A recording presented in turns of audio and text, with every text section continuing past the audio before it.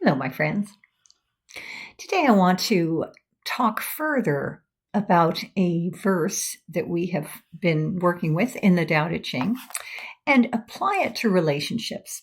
So get quite specific to things that you and I are always experiencing and often concerned about, and that is relationships in our lives. So let me once again read the first couple of lines in this verse. It's verse number 2. It says, when people see some things as beautiful, other things become ugly. When people see some things as good, other things become bad. Now, this may not seem to apply to our relationships because it seems like we're talking about good, bad, right, wrong, black, white. But consider this. Opposites include male and female. So in some ways, whether we're talking about male or female, it almost doesn't even matter because opposites are anything other than me. Isn't that interesting? Really, when you think about it, there's me and then there's everything else. There's me and then there's everyone else. And so this idea of opposites, black, white, right, wrong, good, bad, you name it, whatever it is, when we really get down underneath this whole idea of polarity, which is what we're talking about. A polarity is always when there are two. There's a this and a that. There's a me and a you. There's an us and a them. So in our relationships, we are always, whether it's conscious or not, we are working through this idea of polarities, of otherness, of there's me, and then there's the other. And so often in relationships, we have this assumption that they're going to be like me. In other words, if I love you, even like you, feel some kind of affinity to you, it's often because I feel that we share something. We've got something in common. There's something that makes us not so other. That there's some kind of commonality, which the way I interpret it means that, okay, yes, you are you, but there's some way in which we are the same. That I feel this sense of connection, this sense of, you could even call it oneness. And so that makes us kind of start assuming all sorts of things, assuming that, oh my goodness, we have this commonality here, so we must have it over here and over here and over here. In other words, we start to project our own, what we believe about ourselves, about life, about all sorts of things. We start to project not just the areas that we already recognize we are alike in, but we start projecting everything onto this other person. And when it is, let's say, somebody very close to us, for instance, a partner, we will start to project all the unspoken, often unconscious ideas, expectations, beliefs that kind of got laid down in us, usually when we were very small, when we were children. And so we unconsciously believe is true about relationships, about partnership, about parenting, about all the different aspects of life that get explored through a partnership. And because we just do this all so unconsciously, and because our own beliefs are often unconscious, when we project them onto the partner and they don't necessarily agree, they have their own projections, they have their own expectations and beliefs, often there gets to be a little bit of a rub. And this is where partnerships and relationships can get pretty turbulent, bumps in the road. So when we look once again at this verse, when people see some things as beautiful, other things become ugly. When people see some things as good, other things become bad. And again, there's that whole idea of polarities. So there's this extreme, and then there's everything in between. We can look at our relationships in a similar way.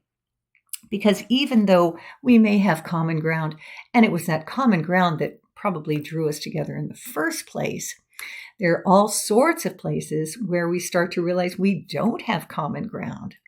And so that idea of polarity, we started here together in the middle, but as all these other things start to come to light, where our expectations, our beliefs are questioned or even disagreed with, bit by bit by bit by bit by bit, we start to feel more of a polarized relationship rather than that commonality.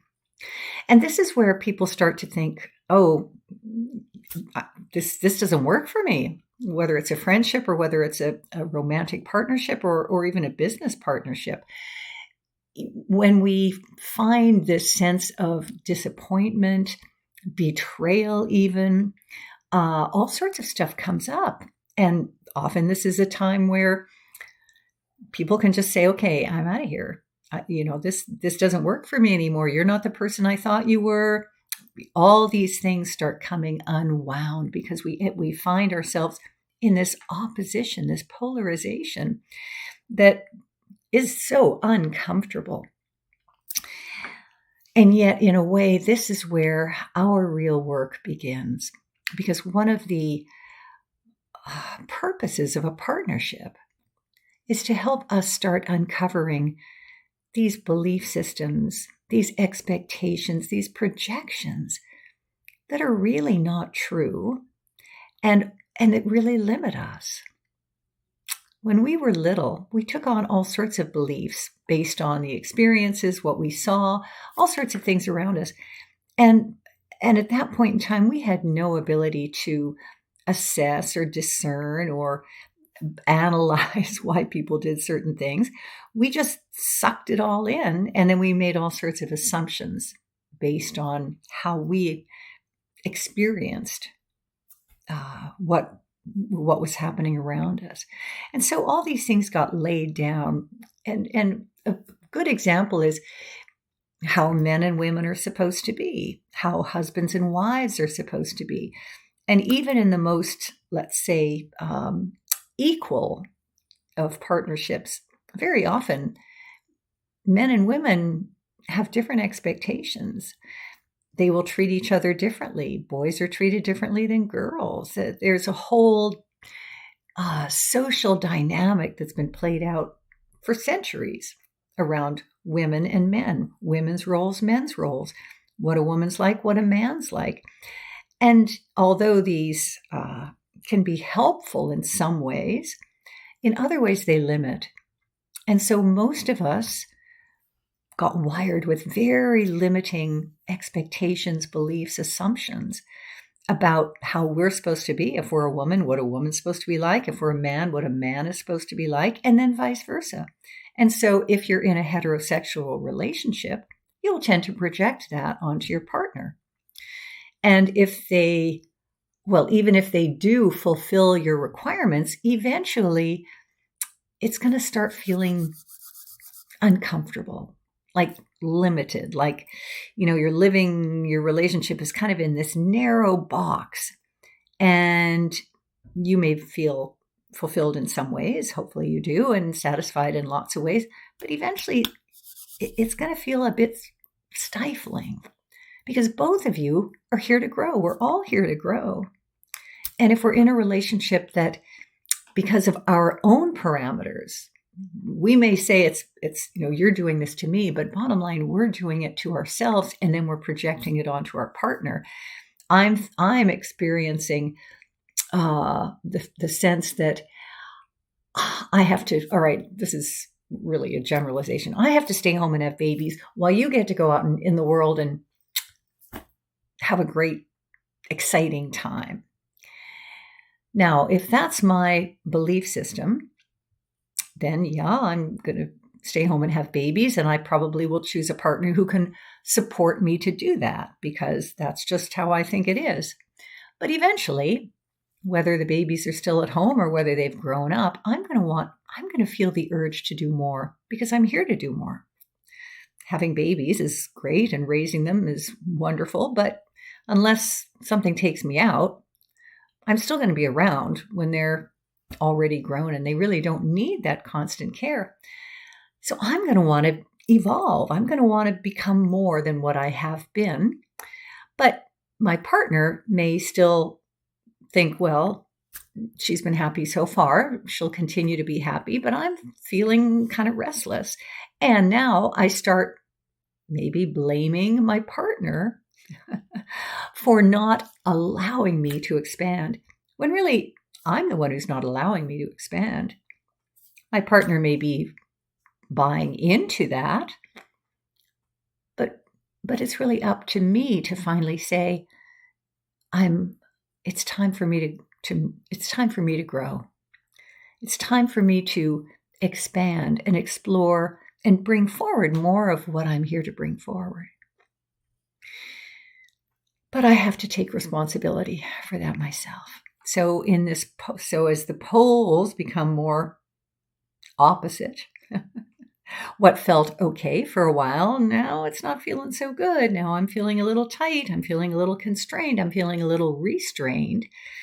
And I'm projecting that onto my partner. I'm saying, you're the one who's making me stay home, or you're the one who's not letting me do this or that or the other. And my partner has no idea that he was doing that.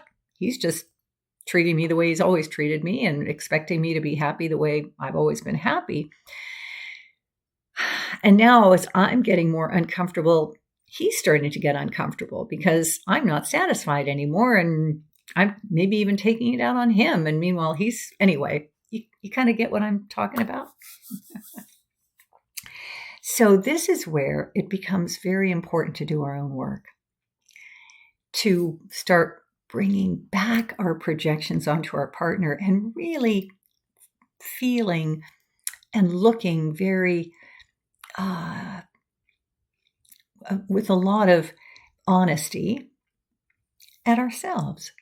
What do I believe that is making me feel that I can't evolve, that I can't step forward, that I can't expand and experiment and follow my new desires, whatever they might be, beyond just staying home and having children and raising them? Because until we really begin to look at how we have been holding ourselves back, we're not going to grow. So when you think of those polarities, again, we can think that it's our partner's fault, that we've become so far apart that there's no common ground between us anymore. And yet, who's making those polarities? Who's saying right, wrong, I can't and you can, or you can't and I can, whatever it might be? There may be agreement from the partner. They may be buying into it, but ultimately we're the one who's creating the polarity. And this takes a lot of honesty and self-responsibility. It's not easy. But if you find yourself in a relationship or in that kind of a place in a relationship where you're feeling constrained, rather than blaming it on your partner, begin to dig into your own belief system. See if you can start finding what it is that you are believing that is keeping you from feeling truly satisfied and free to expand. This is a deep subject, and we're going to return to it in greater depth. But for now, I'll see you later.